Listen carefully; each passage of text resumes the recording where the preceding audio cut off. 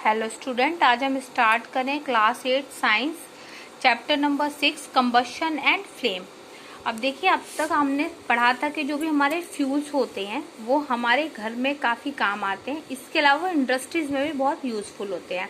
अब हमारे फ्यूल्स कौन कौन से होते हैं, जैसे कि देखिए पेट्रोल, डीजल, काउडक, कोल, वुड, ये सब हमारे क्या है फ्यूल्स। इनसे हमें क्या मिलता है, हीट मिलती है या एनर्जी मिलती है, जो हम घर के कामों में या व्हीकल्स चलाने में या कोई भी इंडस्ट्रीज के वर्क में यूज करते हैं। इसको आज हम डिटेल में पढ़ेंगे। अब सबसे पहले हम आते हैं कि व्हाट इज कंबशन। अब कंबशन क्या होता है, a chemical process in which a substance react with oxygen to give off heat is called combustion. जब भी कोई सब्सटेंस किसी भी केमिकल प्रोसेस के थ्रू ऑक्सीजन से रिएक्शन करेगा जिसमें हमें एक हीट मिलेगी, तो हमें उसको क्या कहेंगे, कंबशन प्रोसेस कहेंगे। The substance that undergo combustion is said to be combustible. वो सब्सटेंस जो कंबशन के प्रोसेस को शो करते हैं उनको हम कहते हैं कंबस्टिबल। इन सबको हम फ्यूल भी कहते हैं। अब हमारे फ्यूल्स क्या होते हैं, जो भी हमने पढ़ा, सीएनजी, पेट्रोल, डीजल, ये सब हमारे क्या है, कोयला वगैरह फ्यूल्स है हमारे। अब द फ्यूल में भी सॉलिड, लिक्विड और गैस। फ्यूल हमारे सॉलिड, लिक्विड और गैस भी हो सकते हैं। सॉलिड जैसे कि काउ डंग हो गया हमारा, सीएनजी लिक्विड, ये सब हमारे क्या हो गए, लिक्विड हो गए। अब गैस, सॉरी सीएनजी हमारी गैस हो गई, और लिक्विड हमारा क्या हो गया, हमारा पेट्रोल और डीजल हो गया। Sometime light is also give off during combustion either as a flame or a glow. और हीट के साथ साथ इसमें क्या होता है, कंबशन के प्रोसेस में हमारी लाइट भी निकलती है कई बार, कभी कभी फ्लेम के रूप में और कई बार बिल्कुल ग्लो की तरह बाहर आती है। इसका एग्जाम्पल उन्होंने लिया है कि देखिए मैग्नीशियम को जब हम बर्न करेंगे तो वो मैग्नीशियम ऑक्साइड बनाएगा, मीन्स ऑक्सीजन से रिएक्शन करेगा, जिसमें हमारी हीट और लाइट प्रोड्यूस होंगी। अब देखिए यहाँ पे बताया कि क्या कहते हैं, देखिए जो हम खाना खाते हैं वो भी हमारी बॉडी को क्या फ्यूल की तरह वर्क करता है। यस, अब वो फ्यूल की तरह वर्क क्या करता है, क्योंकि जो भी फूड है वो हमें क्या दे रहा है, एनर्जी दे रहा है, हीट दे रहा है, जिससे हमारे जो भी बॉडी की एक्टिविटीज है वो हो रही है। देखिए इसका आंसर भी दिया, food is broken down by reaction with oxygen and heat is produce. तो ये भी एक तरह का हमारा फूड क्या हो गया, फ्यूल हो गया, पर किसके लिए, बॉडी के लिए। अब यहाँ पे एक चीज और बताइए कि जो भी कंबशन है, जैसे हमने देखा अभी मैग्नीशियम ऑक्साइड फॉर्म हुई, तो जो भी कंबशन का प्रोसेस है उसके लिए हमें एयर बहुत ही जरूरी होती है। मीन्स हमें ऑक्सीजन अगर नहीं होगी तो हमारा कंबशन का प्रोसेस नहीं होगा। यहाँ इसका एग्जाम्पल लिया है, देखिए एक एक्सपेरिमेंट के कैंडल्स है जो बर्न हो रही है। देखिए यहाँ पे इसको सप्लाई हो रही है एयर की, तो ये बर्न हो रही है। जैसे इसकी सप्लाई हमने बंद कर दी तो ये हमारी कैंडल बंद हो गई। अब देखिए यहाँ पे अगर आपने देखा होगा कि अगर किसी को आग लग जाए, किसी पर्सन को, तो टीवी में ही बताते कि आप ब्लैंकेट से उसको रैप करिए। अब ब्लैंकेट से जब हम उसे रैप करते हैं तो क्या हम उसकी जो ऑक्सीजन की सप्लाई है, एयर की सप्लाई है, उसको हम फिनिश करते हैं, जिससे हमारा जो भी पर्सन है उसकी बर्निंग फिनिश हो जाती है। अब यहाँ पे एक टर्म और निकल के आती है, इनिगेशन टेम्परेचर। तो अब इससे पहले हम देखते थे कि अगर हम किसी भी पीस ऑफ पेपर को बर्न करें तो वो इजीली बर्न हो जाता है, लेकिन अगर हम मैच स्टिक से एक हमने पीस पेपर को हमने बर्न किया वो इजीली हो गया, पर अगर हमने उसी वुड पे बर्न किया, अब देखिए जैसे कि ये मेरे पास ये स्टूल है, इसको अगर मैं बर्न करूं मैच स्टिक से, बर्न होगा इजीली, नहीं होगा। तो इससे हमको ये पता पड़ा कि जो अलग अलग तरह के सब्सटेंस है उनका जो भी टेम्परेचर है फायर को कैच करने का, मतलब वो अलग अलग टेम्परेचर पे फायर को कैच करेंगे। एक अगर ये जैसे कॉपी का पेज है, ये तो एक मैच स्टिक से इजीली बर्न हो जाएगा, लेकिन ये टेबल इजीली बर्न नहीं होगी। इससे हमें पता पड़ता है कि different substance have different temperature. The lowest temperature at which a substance catch fire is called ignition temperature. वो टेम्परेचर जिस पर सब्सटेंस फायर को कैच करता है उसको हम कहते हैं इग्निशन टेम्परेचर, और ये हर सब्सटेंस का अलग अलग होता है। इसी को यहाँ पे समझाया है कि देखिए कि जो भी हमारी केरोसिन ऑयल है वो तो इजीली हमारा बर्न हो जाएगा, लेकिन जो हमारी वुड है वो इजीली बर्न नहीं होगी नॉर्मल रूम के टेम्परेचर पर। इसी को हमने लिया कि पेपर हमारा इजीली बर्न हो जाएगा और हमारी टेबल इजीली बर्न नहीं होगी। अब यहाँ पे एक और एक्टिविटी है कि देखिए दो हमने पेपर लिए हैं जिसको हमने ऐसे कीप की फॉर्म में, कोन फॉर्म में बनाया है, और कैंडल पे उसको जला रहे हैं। एक को हमने वाटर में डिप किया है।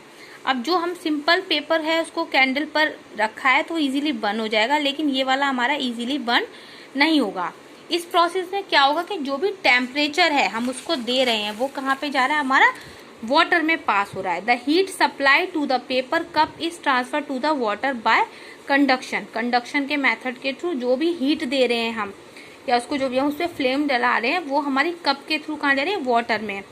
And the presence of water ignition temperature of paper is not reach. तो वो जो पेपर है वो अपने इग्निशन टेम्परेचर तक नहीं पहुंच रहा और बर्न नहीं हो रहा। The substance which have very low ignition temperature and can easily catch fire are called inflammable substance. ऐसे सब्सटेंस जो बहुत जल्दी जल जाएं और जिसका इग्निशन टेम्परेचर कम हो उनको हम क्या कहते हैं, इनफ्लेमेबल सब्सटेंस। जैसे कि हमारा हो गया पेट्रोल, एल्कोहल और हमारा एलपीजी हो गया। अब यहाँ पे इन्होंने दिखाया कि देखिए फायर ब्रिगेड है, कहीं पर भी आग लगी तो फायर ब्रिगेड वाले पानी डाल के वहां पे बुझा रहे हैं।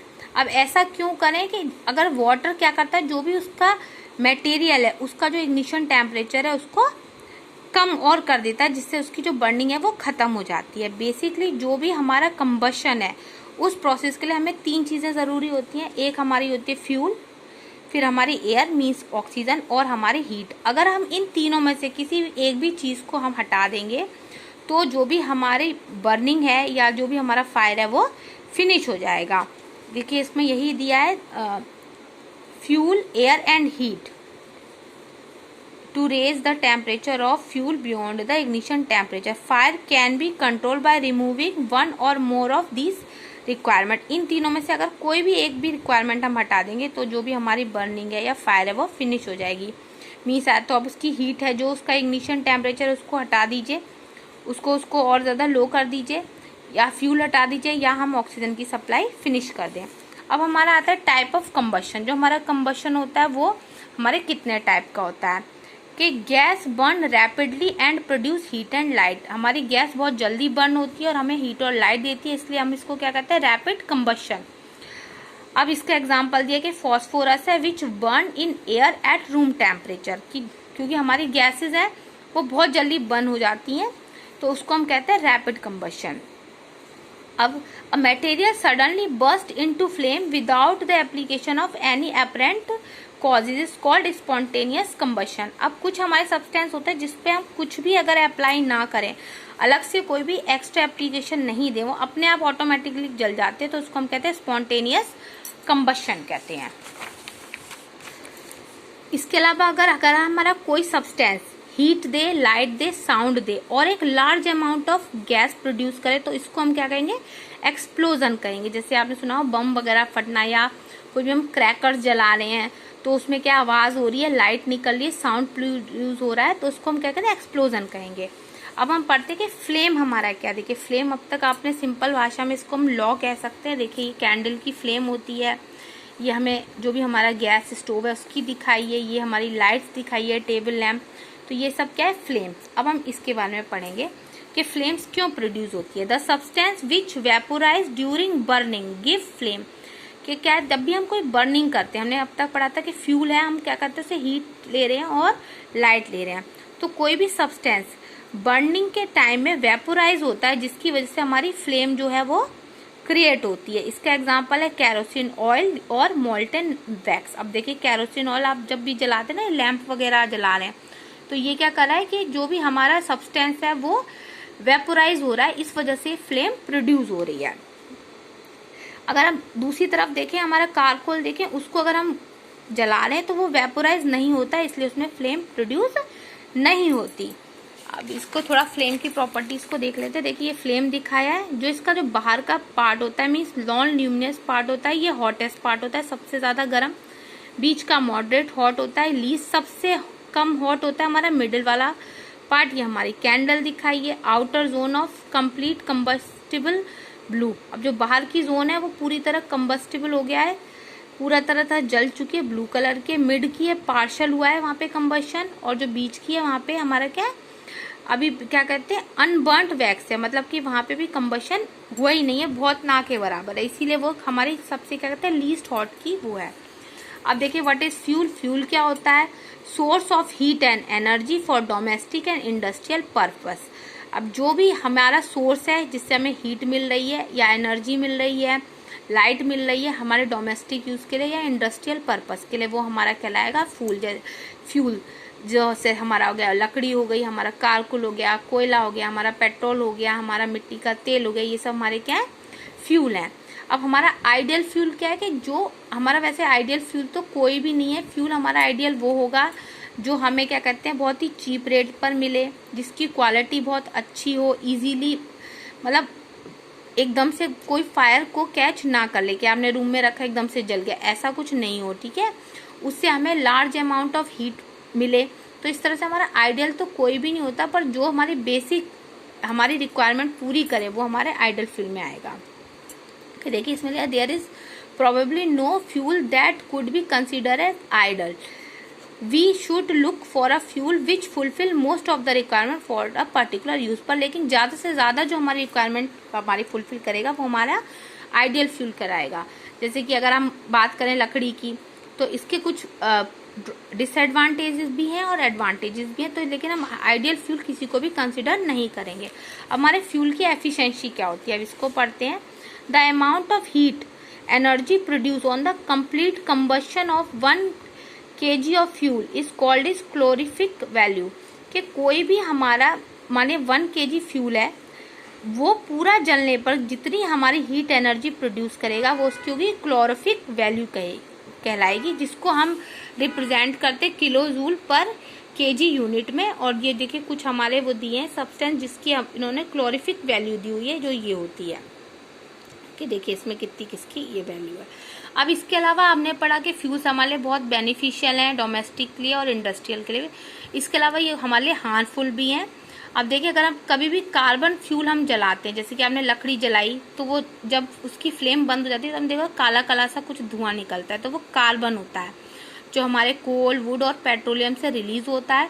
और कार्बन क्या कि जो उसके जो पार्टिकल्स हैं वो हमारे पॉल्यूटेंट होते हैं जो रेस्पिरेटरी डिजीज कॉज करते हैं। इसके अलावा हमारा incomplete combustion of these fuels give carbon monoxide, और बहुत सारे हमारे फ्यूल्स हैं जो कार्बन मोनोऑक्साइड रिलीज करते हैं, जो भी एक पॉइजनस गैस है।